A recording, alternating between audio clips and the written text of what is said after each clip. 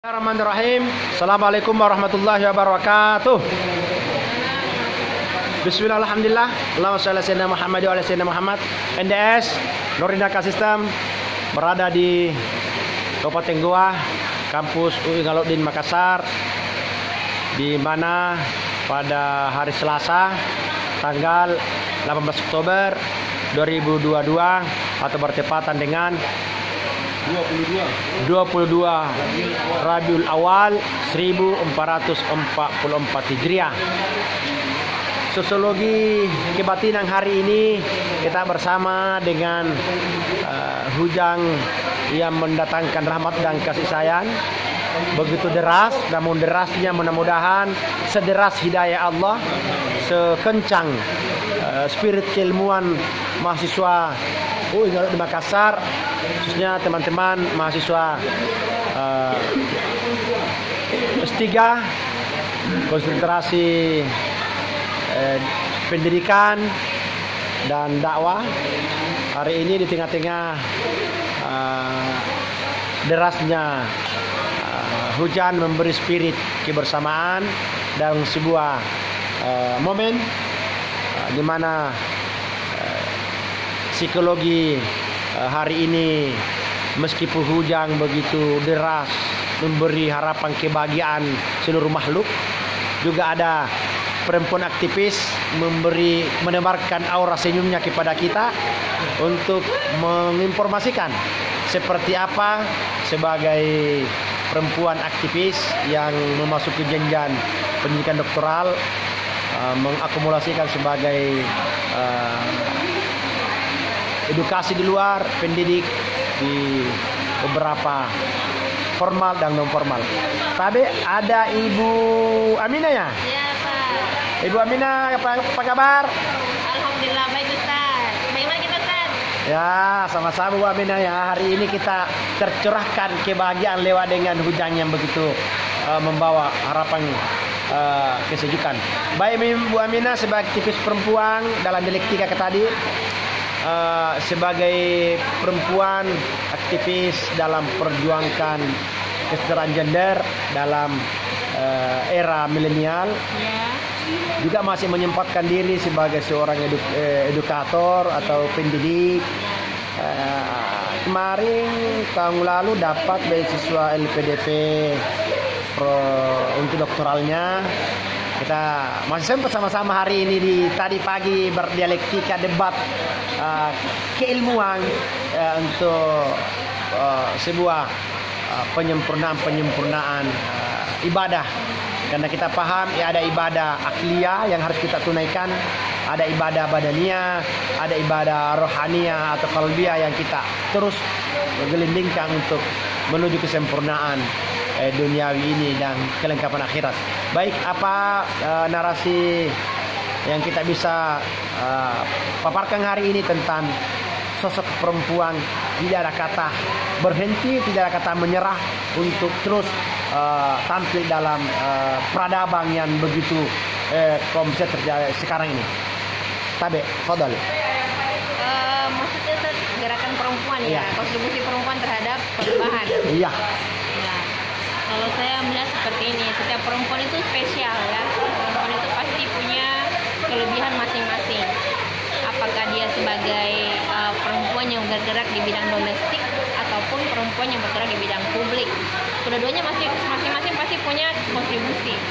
Jadi kalau ada yang mengatakan bahwa nanti ketika perempuan keluar dari ranah domestik baru dikatakan perempuan yang profesional, saya pikir perempuan yang mendedikasikan dirinya sebagai ibu rumah tangga itu juga orang-orang yang punya profesionalisme ya dalam mendidik anak, ya dalam membangun peradaban mulai dari rumah seperti itu.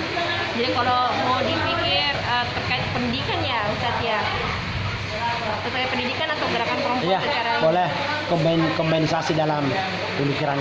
Oke.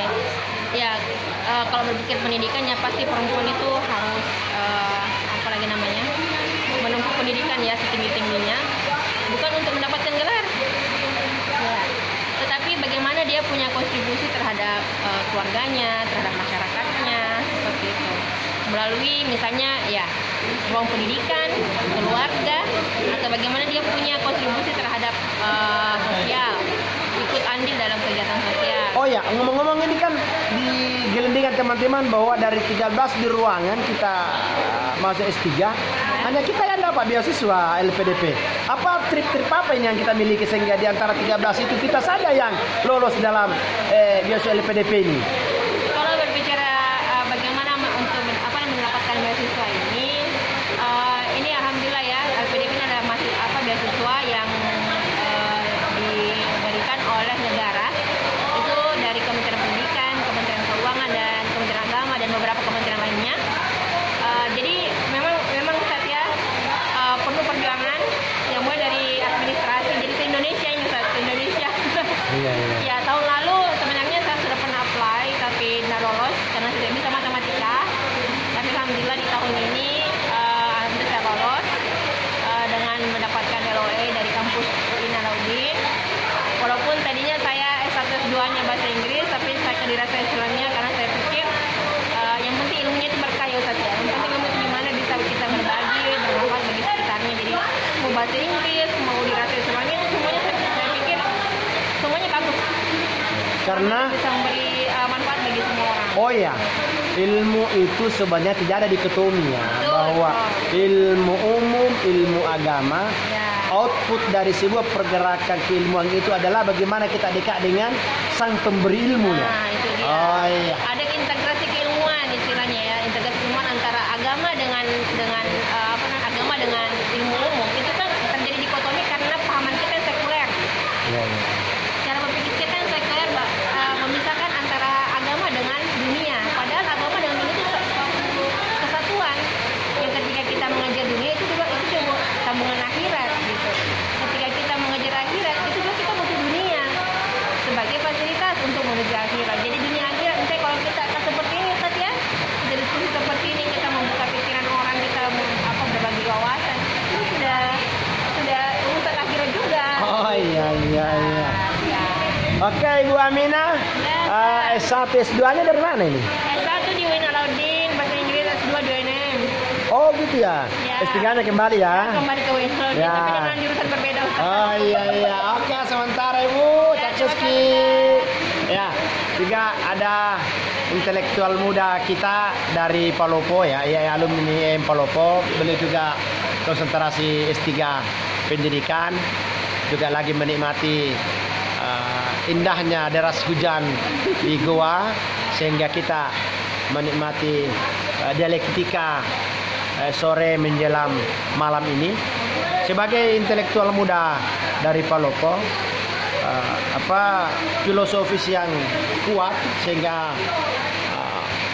mau melanjutkan pendidikan di S3.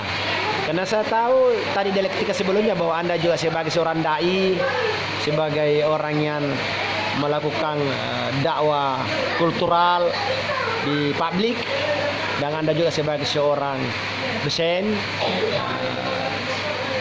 Seperti apa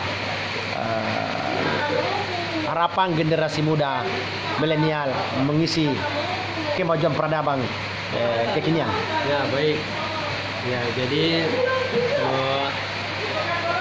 sebenarnya bukan dibilang muda juga sih. Ya, di umur yang 27 tahun ini, ya, tentunya sebagai kita generasi kaum intelektual, ya, tentu ini sudah menjadi kabar atau berita ya, bahwa pendidikan itu, orang yang menuntut ilmu itu adalah suatu hal yang wajib ya. Sebagaimana dijelaskan, walabul ilma faridatun ala kulli muslim. Jadi setiap muslim itu, jangankan anak muda, orang tua saja sampai dengan detik ini itu menuntut ilmu. Inilah sebenarnya menjadi motivasi bagi kita untuk bagaimana kaum muda ya, untuk bisa memberikan daripada sumbangsinya. Makna sumbangsi yang saya katakan di sini terhadap apa yang kita miliki saat ini, ya, kekuatan yang kita miliki, bagaimana kita gunakan kekuatan itu untuk belajar, ya, kesehatan yang masih kita miliki anak muda sekarang ini, bagaimana kita gunakan kesehatan itu untuk belajar. Ya, pikiran yang masih normal anak muda sekarang ini, bagaimana kita gunakan pikiran itu, akal itu, potensi yang Allah berikan kepada kita gunakan itu untuk bagaimana untuk belajar. Nah, inilah maknanya fenomena hidup, ya. Jadi setiap potensi yang Allah berikan kita itu hendaknya kita manfaatkan seperti itu. Oh, iya. Nah, inilah menjadi motivasi bagi saya dari segi histori atau kabar berita yang disampaikan oleh Nabi, bahwasanya kita ini menjadi umat muslim wajib untuk belajar, ya. Kemudian yang kedua, motivasi daripada orang tua yang memberikan semangat untuk tetap selalu lanjut belajar, ya, sehingga dari kekuatan inilah sehingga terdorong rintangan-rintangan yang menjadi penghalang itu bisa dilewati. Karena ini tadi, mungkin ini karena kekuatan doa orang tua. Oke. Ngomong-ngomong, latar belakang pendidikan di mana dari satu sudahnya? Dari S1 itu di IAIN Palopo, ya. Institut Agama Islam Negeri Palopo. Belum menjadi UIN. Ini masih skala institut. Saya masuk tahun 2015. Proses pendidikan juga, ya? Ya, saya dari pendidikan agama Islam. S2-nya? S2 di IAIN juga. Konsentrasi ke pendidikan, ya? Konsentrasinya tetap linear pendidikan agama Islam. Sekarang kalau di Makassar? Ya, ambil di Rosa Islamiyah, konsentrasinya pendidikan dan keguruan. Oh iya, obat linearnya terjadi, ya? Seperti tadi dia kayak Bu Aminah. Baik, closing statement kita hari ini untuk seperti apa generasi muda menapaktilasi hidupnya ke depan untuk menjadi generasi yang kokoh, generasi yang membangun peradaban yang dimana menuju peradaban yang memanusiakan manusia. Apa kata kunci untuk hari ini untuk kaum muda, netizen NDS ini? Jadi intinya untuk generasi, ya, atau kaum muda, ya. Ya itu tadi saya katakan bahwasanya mari kita gunakan apa yang kita miliki saat ini. Ya, hari ini saya juga sebenarnya miris melihat anak muda sekarang yang banyak habis waktunya di jalan, banyak habis waktunya hanya main gadget atau game online. Banyak anak muda hari ini banyak habis waktunya dengan perkara yang sia-sia, yang sebenarnya harusnya memanfaatkan sebagai tongkat estafet. Kenapa saya katakan tongkat estafet? Generasi muda ini adalah tongkat pelanjut atau generasi pelanjut. Ya, orang-orang berilmu kita pasti akan habis. Maka kitalah menjadi generasi pelanjut. Kalau kita tidak memanfaatkan hari ini sisa umur kita, potensi yang apa kita miliki, maka hari ini ke depan kita akan melihat suatu fenomena, ya, kemunduran. Ya, baik itu dari segi ekonomi, pendidikan dan lain sebagainya. Kalau bukan hari ini kita yang terlibat, siapa lagi? Oke, nah siapa namanya nih? Tapi namanya siapa? Haryadi. Ya, oke Haryadi, mudah-mudahan narasi pikiran dalam menapaki ke depan generasi anak bangsa dan pendidikan kita terus dirahmati oleh Allah sehingga sukses menurut harapan-harapan perspektif Pak Haryadi dunia dan akhirat. Oke, thank you Pak Haryadi. Juga Ibu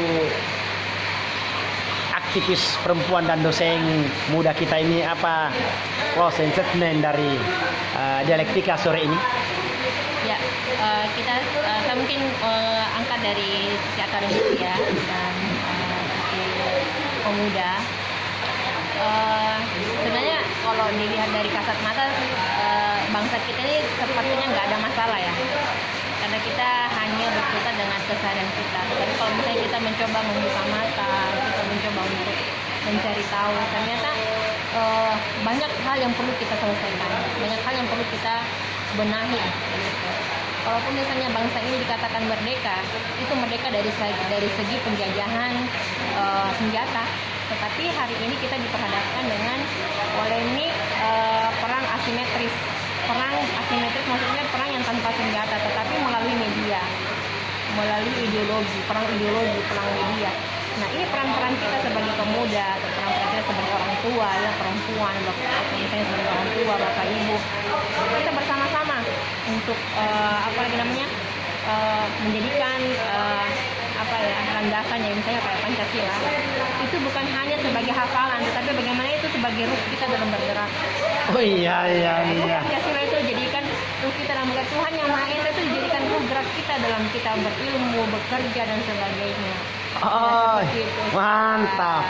Inilah dua closing statement dari tokoh-tokoh muda konsentrasi S3 kalau di Makassar, bersama dengan serpihan-serpihan waktu yang tersisa menjelang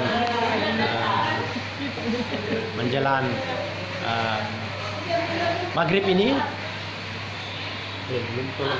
NDS Nordin Danka System mendoakan semua netizen yang menonton channel ini, argumentasi dan narasi ideal dari dua tokoh kandidat doktor ini. Saya doakan supaya ia like, subscriber dan menonton video ini, mudah-mudahan menjadi motivasi pergerakan untuk membangun peradaban yang dimensi rahmatan lil alamin. Amin ya rabbal alamin. Semua kita hasanah fid dunya wa hasanah fil akhir. Amin. Assalamualaikum warahmatullahi wabarakatuh. Waalaikumsalam. Salam dari NDS. Iya, mantap.